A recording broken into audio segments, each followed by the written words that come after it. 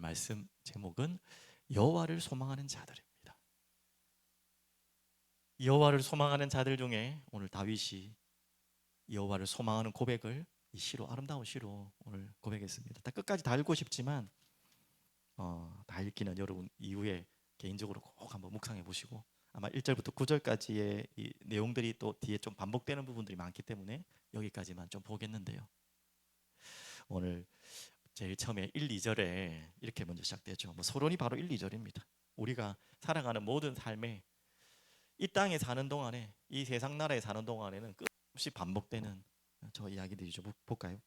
악을 행하는 자들 때문에 불평하지 말며. 악을 행하는 자들, 우리는 구원받은 하나님의 자녀지만 자주 표현드리잖아요. 용서받은 죄인. 이 교회 안에 모임이 용서받은 죄인들의 모임. 하지만 세상은 죄인들이, 그냥 용서받으냐는 걸 빼고 간 죄인들의 모임. 그곳에서 우리가 살아가야 되는 것이, 우리가 이 땅에 하나님의 백성으로 살아가야 되는 길입니다. 그래서 오늘 여러분 꼭 기억이 될 거, 가장 많이 걸려들 거 이거죠. 불평하지 말며. 불평하지 말라는 말은 우리의 표현은 뭐 어렵지 않지만, 원래 이제 이 단어의 원뜻을 조금 풀어보면 열내다 속이 끓다, 뭐 같은 말이죠. 불평한다는 말은 열이 나고 속이 난다, 이 원어의 그런 뜻이라 합니다. 그리고 분노로 타오르다의 의미. 그러니까 단순한 짜증나 이게 이런 정도가 아니라, 이 불평하는 이유를 알았죠. 왜 저 사람 잘 돼? 하물며 죄인인데, 악인인데 왜 잘 돼? 어떻게 보면 그 사람이 잘 돼서 오는 배아픔이라기보다는 나는 왜 이게 되는 거죠. 나에게만 왜 이런 문제. 우리가 가장 많이 하나님 앞에 의인, 용서받은 죄인으로서 많이 질문하는 거죠. 왜 나에게만 이런 일이 나나? 나는 왜? 하물며 세상은, 저들은 악인이고 죄인인데 뭐 아무렇지도 않은데 왜 나에게? 이럴 때 한 번씩 신앙이 흔들리기도 하고 하나님 원망되기도 하죠. 한마디로 영적 분노, 굉장히 참 위험한 것이죠, 맞죠? 악인을 보면서 뭐 배 아프다, 뭐 아유 뭐 이상하다가 아니라 내 신앙이 흔들리는 거, 그거 하지 말라는. 그래서 또 연결하면 뭐라고 나옵니까? 시기하지 말지어다. 시기하지 말지어다. 시기하다만 뭐 설명 안 해도 다 아시겠지 않습니까? 단순한 남을 부러워하는 그런 시기, 배 아픈 거 이런 정도가 아니라 어디까지 갈 수밖에 없냐면 악인의 그 방식까지 부러워하는 상태. 단순히 시기만 하는 게 아니라 나도 좀 저렇게 되면 좋겠다. 우리들 용서받은 죄인들의 가장 큰 고민과 시험은 여기죠. 고난 자체도 있지만 세상 방식이 더 성공해 보이는 거거든요. 세상의 방식이 훨씬 더 좋아 보이고 맞는 것 같고 우리 억울해 보이는 것 같고 맨날 이게 뭔가 싶고, 우리가 이런 이 땅에 사는 동안에는 용서받은 죄인이기 때문에 계속해서 이 갈등은 끊임없이 옵니다. 오늘 다윗도 그것을 알기 때문에 이 이야기로 서론을 시작됩니다. 자, 그러면 이제 바로 본론으로, 2절에 그 이유, 발찌어다 하고 그 이유를 2절에 나왔죠. 그들은 풀과 같이 속히 배임을 당할 것이며. 자, 이게 이제 우리가 시기하고 불평하지 않아도 되는 이유입니다. 이미 잘 알고 있지만요, 이스라엘의 풀은, 또 채소는 결국 어떻게 됩니까? 금방 마르고 금방 배임을 당해요. 잘 아는 말씀처럼 뭐 풀과 꽃은 금방 시들고 금방 마르잖아요. 영원한 거 없지 않습니까? 당장은 지금 막 화려해 보이고 막 이렇게 자라고 있는 것처럼 보이지만 우리에게 결정은 언제 납니까? 마지막 때 결정이 나는 것입니다. 잠깐, 성경에는 뭐 이렇게 뭐 금방, 잠시 악인들이, 그들이 잘 되는 것 같지만 결국 답은 잠깐이잖아요. 잠깐이란 말이잖아요, 지금.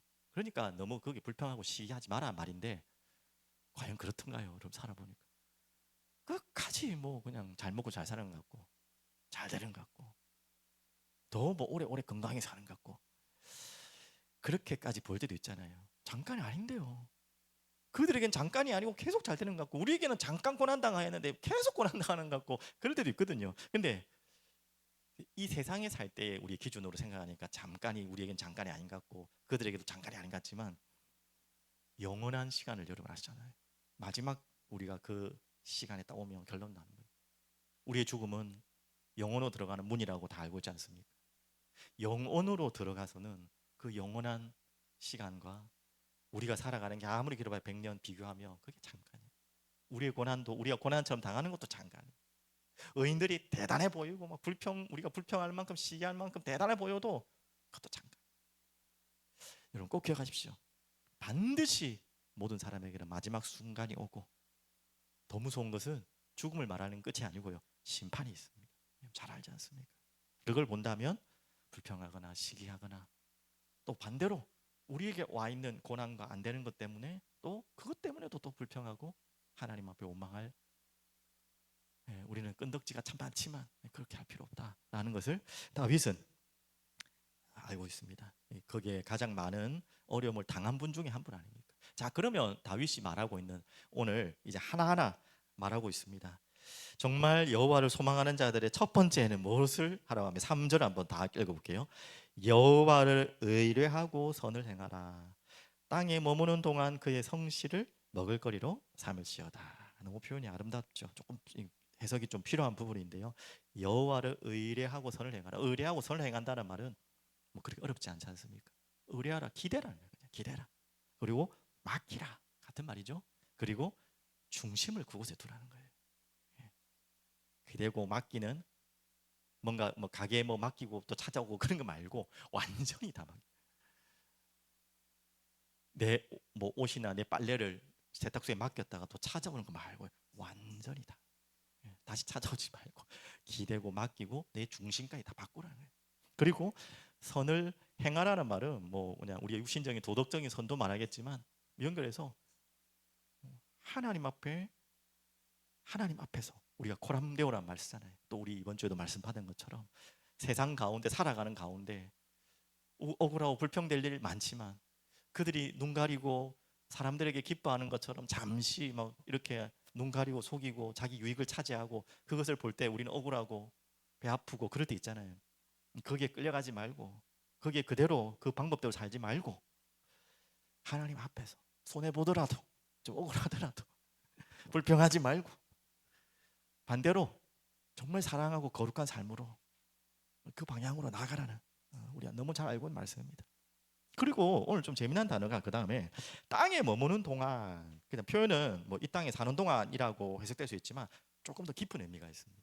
땅에 거하는 동안, 머무는 동안, 거하라는 말이에요. 하나님의 약속, 그 언약의 영역, 하나님의 통치 아래 사는 삶, 성막 안에 거하고 그런 것처럼, 예배 안에 거하는 것처럼 하나님이 우리에게 요구하시는 거예요. 이 땅에 머무는 동안에 하나님의 약속, 언약, 그리고 그 영역, 통치 아래 살아라는 말입니다. 그게 룻기에 잘 나오잖아요. 룻과 에이멜렉이 베들레헴을 떠나서 딱 먹고 사는 그 경제적인 문제 때문에 언약의 통치와 그 땅을 떠나버리죠. 이사 가는 게 뭐 잘못됐다 잘했다, 그때는 그 땅이 언약이잖아요. 땅이 계약이고 땅이 하나님의 약속이고 통치거든요. 베들레헴이 얼마나 중요한 곳입니까? 그곳을 떠났다는 것, 그것 자체가 바로 그 땅에 하나님의 언약 안에 거하는 것을 떠난 거죠. 그로 인한 징계로 또 돌아오는 과정들이 룻기 우리 보고 있지 않습니까? 자, 그래서 땅에 머무는 동안 어떻게 하라고요? 그의 성실을 먹을거리로 삼을지어다. 시적 표현이지만 한마디로 하나님을 아까 말했듯이 신실함, 믿고 살아가라는 거예요. 그것으로 먹고 살아라는 거예요. 하나님의 공급을 신뢰하라는 거예요. 하나님이 주시는 양식으로 살아라는 것입니다. 말씀도 그 안에 포함되겠죠. 영적인 양식, 육신적인 양식 다 포함되겠죠. 그래서 그의 성실하심, 그의 섭리, 그의 손길, 아무것도 안 하고, 룻기 때 말씀드렸죠. 손을 늘어놓으시는 하나님이 절대, 저번 주 말씀드렸죠. 하나님의 손은 절대 늘어놓지 않아요. 우리의 손이 조금만 뭐가 안 되면 손 늘어놓고 다 포기한 것처럼, 절망하는 것처럼, 잘 되면 막 손을 올려가지고 막 자랑하고, 우리는 그런 수준이지만 하나님은 그러신 분이 아니에요. 하나님의 손은 절대 늘어지지 않고 그의 성실하신 손으로 하나님의 백성들을 다 먹이고 다 입히시고 다 인도하십니다. 그 광야에 40년을 하나님이 표현했지 않습니까? 이스라엘 백성들은 계속 먹을 것 없다, 불평과 원망 투성이었지만, 신명기 8장에 잘 아시지 않습니까? 내가 그 40년 동안 어떻게 먹이고 입혔는지를, 한 명도 그것 때문에 탈이 난 사람 없어요. 불평하고 불신당하고 원망하다가 탈이 났지, 하나님이 잊어버려가지고 먹을 걸 덜 줘가지고 놓쳐가지고 그런 적이 없어요. 여러분 꼭 믿으십시오. 자, 그리고 더 중요한 고백이 4절에 나옵니다. 자, 두 번째는 이제 소망한 자들 어떻게 알아야겠습니까? 4절도 한번 같이 읽어볼까요? 또 여호와를 기뻐하라. 그가 내 마음의 소원을 내게 이루어 주시리로다. 이게 우리 하나님의 백성들, 용서받은 죄인들의 삶의 자세, 목적, 방향이죠. 인간의 존재 목적도 마찬가지입니다. 하나님을 영화롭게 하고 그분으로 인해서, 하나님으로 해서 즐거워하는 거, 기뻐하는 게 우리가 살아야 될 목적입니다. 아주 진지하게 인생을 살아오는 분이 계속해서 질문하는 분이 있어요. 나는 왜 존재해야 되는가? 가장 철학적인 인간의 우스운 질문일 수 있겠지만 너무나 중요한 질문이에요. 나는 왜 존재해야 되는가? 여러분 그 생각 안 하고 살면 나의 존재의 방향과 목적을 놓치고 살아요. 그거 아니면 세상의 쾌락과 기쁨과 즐거움을 끌려다니며 살 수밖에 없겠죠.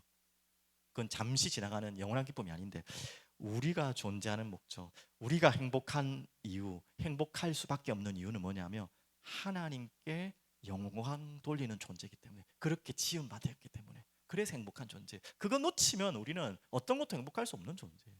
그래서 그분으로 인해 또한 즐거워하고 기뻐하는 것이 여호와를 기뻐하는. 자, 그게 우리의 인간의 목적이라면 연결해서 한번 볼까요? 그래서 뭐가 나옵니까? 그가 내 마음의 소원을 내게 이루어 주시리로다. 그럼 이게 조금 좀 기복적인 좀 말처럼 들리겠지만 이렇게 저는 해석이 될 것 같아요.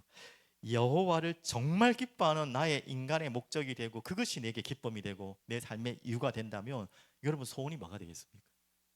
이 전제가 없다면은 내 소원 이루겠다 하면 무슨 뭐 종교의 이야기나 비슷하잖아요. 내 소원 들어주는 뭔가 신처럼 느껴지지만, 내가 살아야 될 목적이 여호와로 기뻐하는 것이 내가 진짜로 살아야 될 존재 목적의 행복이라면 내 소원이 뭐가 되겠냐고요. 안 그렇습니까? 맞죠? 하나님이 나의 기쁨을 채워주는 욕망의 도구가 아니라 내 마음이 하나님을 사랑하는 중심이 될 수밖에 없죠. 자, 이게 진정한 기쁨이 됩니다. 그래서 우리의 소원이 뭐로 바뀌겠습니까? 전부요, 진짜 하나님을 사랑하고 기뻐하면 하나님이 기뻐하시는 게 내가 소원이 되겠죠. 또 하나님께 영광 돌리는 것이 내게 소원이 되겠죠. 그런 삶 반드시 되겠죠. 그런 삶에 살아가는 그들에게 하나님 소원을 이루어 주지 않겠습니까? 예. 내가 살아야 될 목적을 알고 존재 이유를 알고 그 기쁨으로 하나님께 소원을 드리는데 하나님 아이고야 좋다고 당연히 그 소원을 들어주시겠죠. 저는 그렇게 읽어졌어요. 자, 그래서 이번 주에도 말씀드린 것처럼 이 하나님으로 기뻐하고 즐거워하고 그게 내 존재 목적이 되고 삶의 이유와 원동력이 되지 않으면 어쩔 수 없이 우리 인간은 결핍의 동물이고 결핍의 인생들이기 때문에 자꾸 사랑에 굶주리죠. 인간적인 사랑에 굶주리죠. 그리고 인간적인 인정에 굶주리죠. 그렇게 굶주릴 수밖에 없어요. 배고픈 사람이 어떻게 굶주리지 않을 수가 있습니까?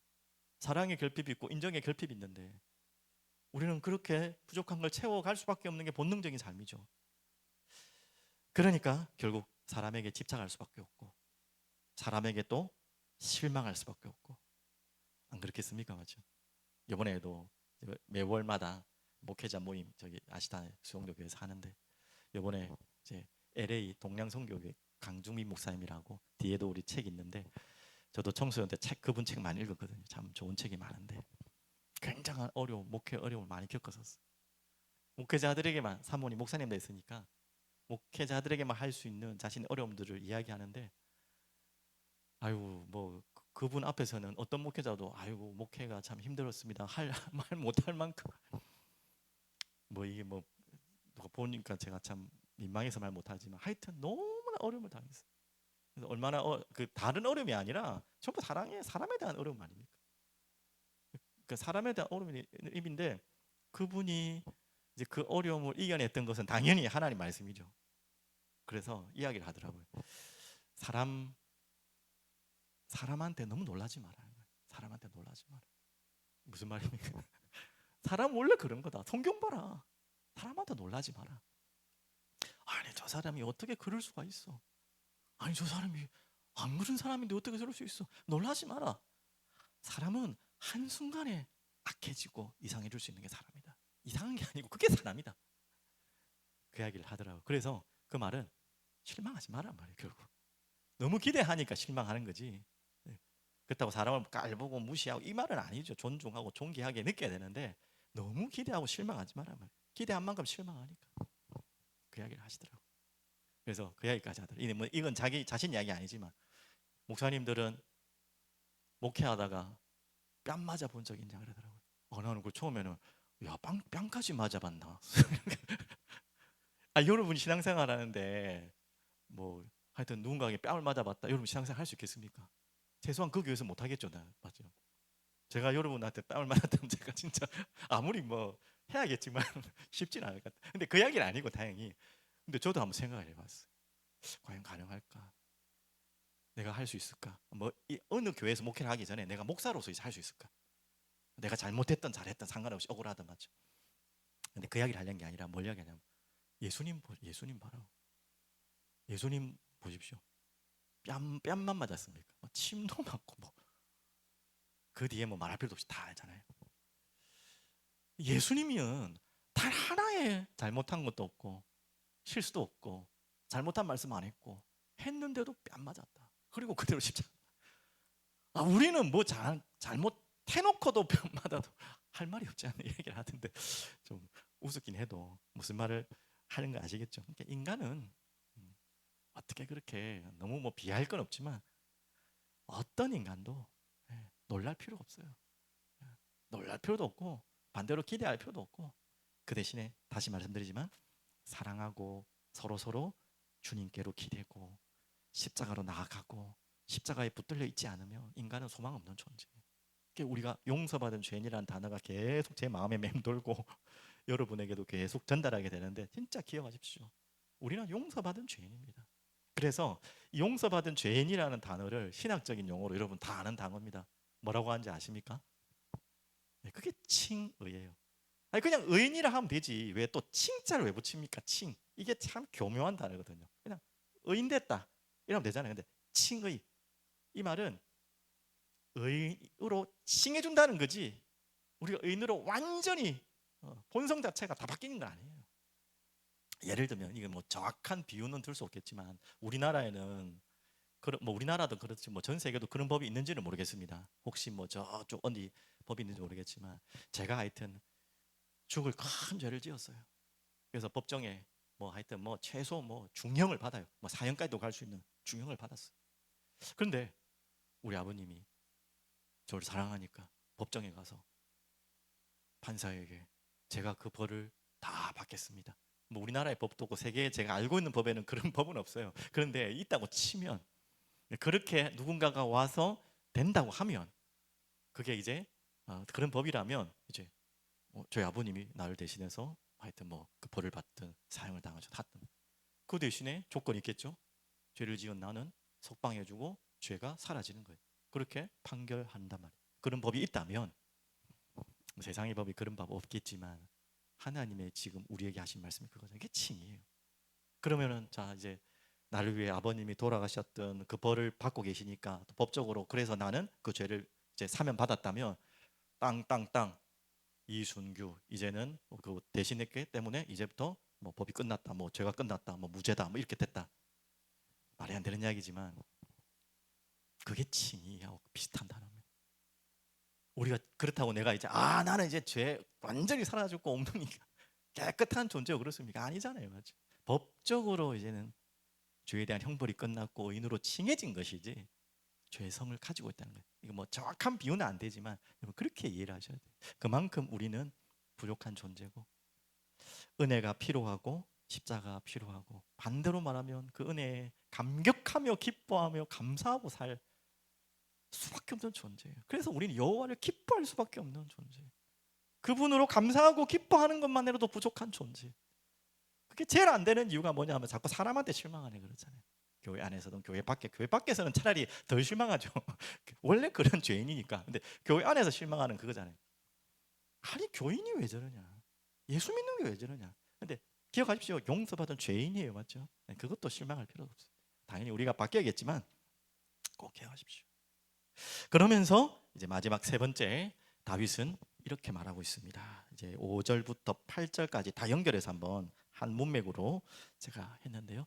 이제 여호와께 맡기고 기다리란 말인데 5절 한번 볼까요? 내 길을 여호와께 맡기라. 그를 의지하면 그가 이루시고, 맡기라는 말이 이 언어적으로 표현하면 좀 재밌어서 자꾸 제가 합니다. 굴려버리라는 거예요. 좀 이상한 이야기죠. 맡기라는 것이 굴려버리라는 거예요. 우리는 걱정하면서도 맡기지 않고 굴려버리지 않고 자꾸 뭐 이게 뭡니까? 요요처럼 쫙쫙 이렇게 쫙쫙 당겼다가 뺀다. 우리에게 본성인데 완전히 굴려버려요. 하나님께 맡기라, 의뢰하라. 그리고 또 중요한 이야기가 있죠. 그를 맡긴다는 말은 같은 편이죠. 의지하야 맡길 수 있겠죠. 의지하면 그가 이루신다. 우리 잘 아는 말씀 아닙니까? 그래서 6절에 보시면 어떻게 이루십니까? 내 의를 빛같이 나타내시며 내 공의를 정오의 빛같이 하시리로다. 저 여기 이 부분에 대해서는 좀 억울한 거 있잖아요. 여러분 살다 보면 제일 답답한 게 억울한 거잖아요. 억울하게 막 어려움을 당하거나 억울하게 내가 뭐가 답답할 때 이때 잘 안 되잖아요. 근데 오늘 말씀은 그겁니다. 그것까지도 맡기고 의지하라는 거예요. 여호와께. 억울한 사정도 뭐 억울한 거 따지자 보면 뭐 예수님만큼 억울한 분이 어디 있겠습니까만은, 그 말은 이스라엘의 정오는 여러분 중동의 햇볕은 얼마나 따가운 거 아시죠? 완전히 진짜 정이 뭡니까? 머리 위에 있기 때문에 그림자가 거의 없답니다. 지금 우리는 정오해도 약간 살짝 그래도 그림자가 있잖아요. 근데 이스라엘의 정오, 그 중동의 정오는 진짜 머리 위에 있기 때문에 그림자가 거의 없다. 그 말은 완전히 어두운 부분이 없을 만큼 드러내시겠다는 거예요. 사람한테 억울하다고 막 푸는 것도 필요하죠. 우리가 뭐 무조건 억울하게 살아라는 거 아니에요. 하지만 풀 수 없을 때도 있잖아요.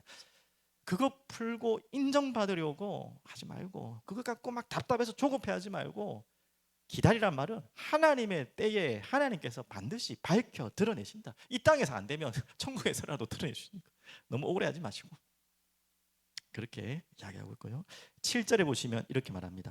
여호와 앞에 잠잠하고 참고, 또 같은 말이죠. 기다리라. 자기 길이 형통하며 악한 꾀를 이루는 자 때문에 불평하지 말지어다. 연결되는 거죠. 자꾸 악한 악인들로 인해서 오는 나에게 오는 피해, 억울함, 뭐 여러 가지 뭐 이거 정말 분노, 거기에 여러분 사로잡히지 말라는 거예요. 우리 불평이 어떻게 안 되겠습니까? 맞죠? 잠잠하라, 기다리란 말은 이제 내 영혼에 거기서 올라오는 마음의 소음들 있잖아요. 막 으르렁거리는 막 발동 올라오는 그것을 멈추라는 거예요. 영혼의 마음의 소음들, 조급해지고 빨리 뭔가를 원하는 결과를 원하는 그 마음들을 잠잠하게 기다릴 수 있도록 의지해야 되겠죠. 의뢰해야 되겠죠. 적극적으로 하나님이 일하실 것을 신뢰하라는 말입니다. 그리고 또 인결해서 보면 8절에 분을 그치고 노를 버리며 불평하지 말라. 오히려 악을 만들 뿐이라. 이 중요한 이야기죠. 왜 그렇게 해야 되는지 어떻게 보면 이유를 설명한 거입니다. 왜 그렇게까지 해야 됩니까? 라고 한다면, 뭐 그렇게까지 답답하게 살아야 됩니까? 라고 한다면 어떻게 보면 8절이 굉장히 중요한 이유입니다. 왜냐면 분을 그치고 노를 버리며 불평하지 말라. 그 뒤에 뭔 말, 이게 중요하죠. 뭐 때문에 그렇다는 거예요? 오히려 악을 만들 뿐이라. 이것 때문에 여기 걸려들지 말라는 거예요. 그 악한 것을 계속 우리 마음이 영원히 계속 으르렁거리고 있고, 그 분노의 소음과 불평과 원망의 소음들이 내 마음에서 영원히 계속 소음으로 계속 들끓고 있으면 어떻게 바뀐다고 했습니까? 예전에 한번 말씀드렸잖아요. 나도 모르게 그 악인의 방식으로 나도 따라가요. 닮고 싶은 방식으로 내가 억울한 방식으로 된다. 거울 효과, 이 나쁜 의미의 거울 효과. 그렇게 될 수 있다는 거예요. 충분히 우리의 죄성은 그런 존재. 구원받아도요. 용서받은 죄인이기 때문에 충분히 그럴 수 있어요. 그 악인이 나한테 한 것처럼 나도 그 악인한테 보복하는 것도 있지만 또 다른 사람에게 그 당한 거를 또 한다는 거예요. 인간은 그런 존재. 그렇게 살아가고 싶은 이 죄성들이 계속 사단의 유혹으로 끌고 갑니다. 그 억울함이 쌓이면 그 억울함을 풀기 위한 또 다른 거짓말, 복수, 미움, 냉소가 내 마음에 딱 사로잡혀서 당장 나한테 악한 행위를 한 그 사람에게 뿐만 아니라 다른 사람에게까지도 그 영향이 간다.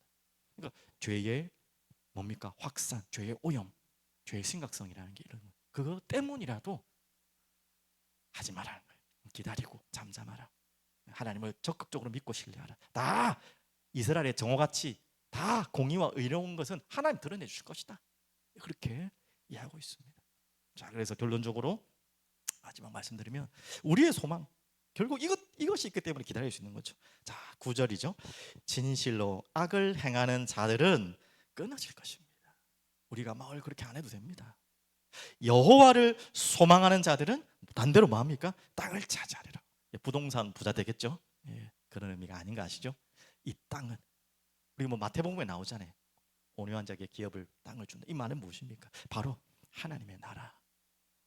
여러분 기억하십시오. 여러분은요 이 땅에 몇 평 더 살고 이 땅에 억울한 거 풀고 이 땅에 조금 내가 손해 본 거 더 해결하러 살 수 있는 수준이 아니라는 거예요. 무슨 수준이면 여러분은요 영원한 하나님의 땅을 소유한 하나님의 공동 상속자. 얼마나 그리스도가 당연히 상속자시죠. 그 그리스도와 함께 이 땅을 운영하고 통치하고 다스릴 공동 상속자로 우리 부르셨다. 그런 존재인데 왜 이 땅에서 아동바동하고 그 몇 평 조금 뺏긴 거 가지고 몇 평 조금 더 있다고 떵떵거리고 아무 소용없어요. 그것이 우리의 가치가 아니기 때문에 여러분 정말 기억하십시오. 그래서 결론적으로 다시 말씀드립니다. 우리의 소망이 있기 때문에 우리의 소망을 바라보는 것입니다. 그리고 기억하십시오. 영적 환기, 여러분의 공기들을 잘 점검하십시오. 여러분은 죄인들의 세상 가운데서 그 깊숙이 들어가야 될 존재. 지금 고린도 전서 지금 계속 새벽에 하잖아요. 저도 제 나름대로 너무 은혜 받고 있어요. 바울의 이 정말 예전에도 고린도전서 자주 읽었고 뭐 했지만 이번에 깊이 묵상하는데 와 고린도전서 말씀이 이렇게 귀한 말씀들이 많았나.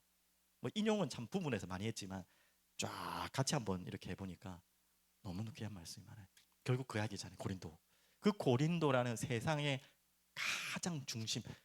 우리가 알고 있는 세상에 딱 그냥 안 좋은 뭔가 대표적인 걸 다 갖고 있는 고린도. 상업적인 도시로 굉장히 활발한 도시였어요. 그러니까 반드시 뭐합니까? 돈이 우상이 되죠. 많은 철학과 이성의 학자들이 모여서 뭡니까? 그 수사학이라 가지고 논리적인 걸로 막 싸우는 그 재미로 살았던 곳이 또 고린도예요. 얼마나 이성과 철학과 자기 분별 판단 말 잘하는 사람들이 다 모였던 곳이 고린도. 또 아시죠? 그 성전의 우상숭배, 우상숭배 뭐 극이 달랐고요. 그 우상숭배는 반드시 따라오는 음란이 극을 달했고요. 그냥 한마디로 그냥 야, 저 고린도 사람 같다 이러면 그냥 세상에 가장 타락한 사람 같다 이 정도로 그냥 대명사가 될 만큼 고린도가 그런 곳에 바울이 사도행전 18장에 세운 교회가 고린도 교회잖아요. 그런데 이 고린도 교회가 그렇게 세워졌는데 이 세상 중심 가운데 가장 깊숙이 세워진 그 교회가 서서히 세상의 것들이 들어오는 거예요. 지금 자꾸 방주 안에 물이 들어오면 안 되잖아요. 방주 안에 물이 들어오면 안 되는데 지금 방주 안에 물이 들어온 것처럼 싹 고린도 교회에 들어오고 있는 거예요. 거기에 이제 바울이 선포하는 메시지가 고린도전서 지금 하고 있는. 근데 그 고린도 교회의 문제도 드러나면서 그 해결책이 뭐였습니까? 너무 감사하죠. 누구 잘못했지 않냐? 왜 그렇게 했냐? 왜 자꾸 아볼로파하고 게바파하고 바울파하고 그리스도파하고 왜 사람 중심으로 나누냐? 그 이야기를 처음에 조금 꺼냈어요. 근데 그게 그렇게 하지 말라는 것이 핵심이 아니라 바울은 딴 얘기로 다 딴 얘기 같은 얘기. 뭐 합니까? 그리스도의 십자가와 복음에 알지 않기로 했다. 내가 고린도교를 세울 때 하나님의 나라를 세울 때 세상의 지혜로 세웠냐? 지금 막 지혜 철학이 막 자랑한다니까 아니지 않냐? 십자가와 그리스도 하나님의 능력, 성령의 능력으로 세워진 게 교회 아니냐? 왜 세상 것들이 들어와가지고 그게 들어오니까 교회는 철저하게 분열되고 분쟁되는 거예요. 이성과 판단이 들어오니까 누구파 누가 낫고 뭐 그러겠죠. 뻔하겠죠. 나는 바울이 메시지 좋아. 나는 아볼로가 메시지가 좋은 것 같아. 나는 게바고 스타일이야. 전부 자기 판단으로 하나님 말씀을 잣대를 자르고 내 편 내 거 그래서 분열이 다 일어났죠. 그래서 바울이 한 이야기는 자기 자신까지도 이야기하면서 나는 그렇게 교회를 세운 적이 없다. 오직 그리스도와 그 십자가의 도 외에는 아무것도 교회는 남는 것이 없다. 그거 외에는 있으면 안 된다. 그 이야기로 계속 고린도 교인들의 마음을 완전히 기경하고 있는 뒤집어주는 거예요. 그거 외에는 소망이 없고 답이 없기 때문에 오늘 환기, 소망, 정결해서 환기죠. 우리에게 빨리 공기를 맡으십시오. 여러분의 삶의 자리에. 지금 내게 들려오는 소리들, 지금 내가 만나고 있는 많은 사람들의 그 주변의 공기를 잘 마셔야 돼요. 영적 공기 어떻습니까? 세상에서는 말할 것도 없지만 여러분 주변의 공기가 계속 불평하는 사람들과의 관계 속에 있습니까? 여러분 빨리, 그렇다고 사람 관계를 끊을 수는 없지만 최대한 그 공기에서 나오셔야 돼요. 계속 타인의 사정을 함부로 속단하고 이야기하고 말 옮기고 말하고 하는 그런 자리에 계속 내가 공기가 있습니까? 나는 안 하고 싶어도 공기는 무섭게 파고들어요. 빨리 거기서 나오시든지 아니면 여러분을 공기청정기로 빨리 활용하시든지. 예. 그렇게 된다면 되겠지만 빨리 나와야지 알아요. 일단 나와봐야 냄새를 알아요. 안에 같이 있으면 나도 냄새 못 맡아요. 나와봐야 내가 그런 냄새 있었구나. 그래 다시 들어가야 돼요. 절대 이러면 안 됩니다. 우리에게는 영적 환기를 뭐로 시키라고요? 당연히 말씀과 기도인데 여러분이 말씀과 기도의 공기를 마시고 있으면 반드시 찾아오는 게 있어요. 감사가 넘쳐요. 반드시 기쁨이 넘쳐요. 함께 찬양하고 싶고요. 함께 기도하고 싶고요. 함께 누군가를 이야기하는 게 아니라 진짜 기도해 주고 싶고 그 영혼에 대해서 안타까운 마음으로 또 돌려 막 이상한 소리 하는 게 아니라 정말로 그들을 위해 기도해 주시고 품고 싶고 안타깝고.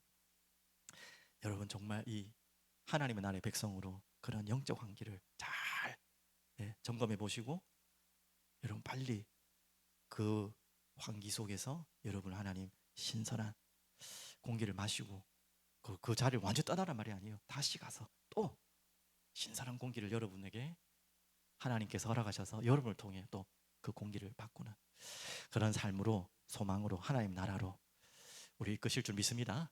그 고백이 여러분과 저에게 있길 바랍니다. 기도합니다. 전능하신 하나님 아버지께 감사합니다. 찬양합니다. 용서받은 죄인들이 하나님을 예배합니다.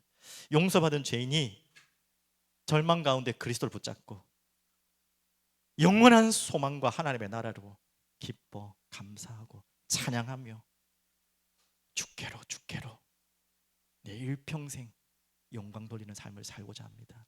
주님 그 마음 변치 않게 하시고 우리의 모든 영적인 자리를 말씀과 기도로 하나님이 기뻐하시는 신선한 공기로 저희들이 이끌어 주시옵소서. 그리고 우리를 통해 이 세상 한가운데 이 생명의 공기를 공급하는 자로 저희들을 사용하여 주옵소서. 예수 그리스도 이름으로 기도드립니다. 아멘.